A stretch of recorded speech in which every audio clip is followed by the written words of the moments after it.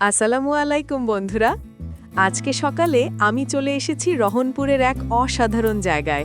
শীতের এমন সকাল সত্যি বলতে কি ছবিতে বা শব্দে প্রকাশ করা যায় না। শীতের অপরূপ সৌন্দর্যে ভোরের আলো ফুটে উঠেছে রহনপুরে। চারদিকে নেমে এসেছে সাদা কুয়াশার পর্দা। এই দৃশ্য দেখলেই মনে হয় প্রকৃতি আজ তার সব সৌন্দর্য ঢেলে দিয়েছে। শিশির ভেজা ঘাসের মাথায় ছোট ছোট জলের ফোঁটা, ধানের শীষে ঝলমল করা শিশির সকালের আলোয় যেন আরও উজ্জ্বল হয়ে ওঠে। এটাই গ্রামের আসল সৌন্দর্য।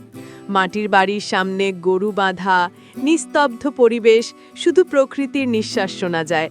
আর পাশেই কৃষকের ধান কাটার শব্দ। মানুষ আর প্রকৃতির এক নিখুঁত মিলন। ধীরে ধীরে পূর্ব আকাশে সূর্য উঠতে শুরু করে। সোনালি আলো এসে পড়ে ধানের ক্ষেতে। শিশিরে ভেজা ধান যেন সোনার মতো ঝলমল করে ওঠে।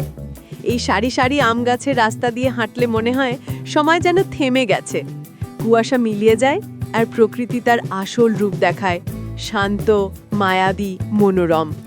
এটাই রহনপুর, প্রকৃতির কোলে লুকিয়ে থাকা এক শান্ত গ্রাম। আশা করি ভিডিওটা আপনাদের ভালো লেগেছে। ভিডিওটা ভালো লাগলে একটি লাইক এবং শেয়ার করতে ভুলবেন না। আর সাবস্ক্রাইব করে পাশে থাকুন রাফিজ ব্লগ 360 এর সঙ্গে। ধন্যবাদ সবাইকে। দেখা হবে পরের ভিডিওতে।